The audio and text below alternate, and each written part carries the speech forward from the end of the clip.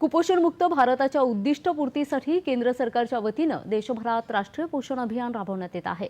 अकोला शहरात अंगणवाडीमध्ये स्तनदा माता आणि गरोदर स्त्रियांना सर्व घटकयुक्त पोषक आहार पुरवला जात आहे।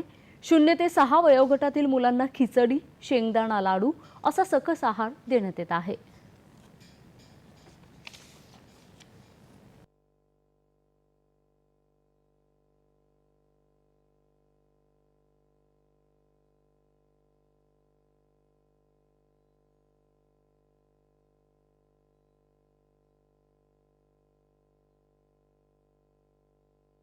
पोषण पखवाडा हा कार्यक्रम राबवण्यात येत आहे प्रत्येक ठिकाणी।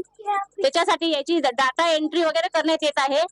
सुरुवात याची अशी होती की सगळ्यात पहिले 8 तारखेला प्रभात फेरी काढण्यात आलेली आहे। त्याच्यानंतर सायकल रॅली काढण्यात आलेली आहे। त्याच्यानंतर पोषण आहार म्हटलं म्हणजे त्याच्यातून कमी खर्चातून कसा सकस आहार तयार केला जाते, त्याच्यावर डिश तयार करून बोलवतो आम्ही आहाराच्या। लाभार्थी सुद्धा त्याच्यात आम्हाला सहभाग करतात।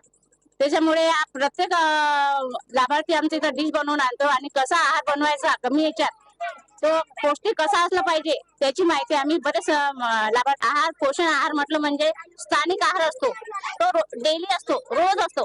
त्याच्यामुळे त्या आहारामध्ये खिचडी असते आणि उसळ असते, पोहे असतात। तो कच्चा आहार कसा बनवायचा त्याचे सुद्धा आम्ही रेसिपी करून दाखवतो त्यांना। किंवा मुलांच्या शारीरिक वाढीसाठी पण खूप महत्वाचा आहे। शारीरिक मानसिक याची वाढ होते।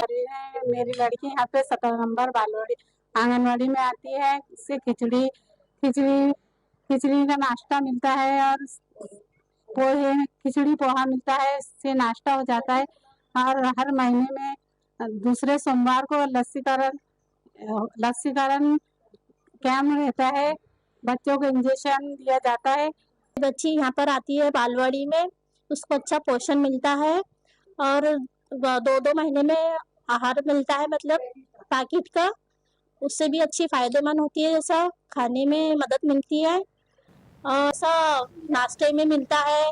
2-2 महीने में पैकेट मिलते उससे जैसा थोड़ा फायदा होता है हमारा।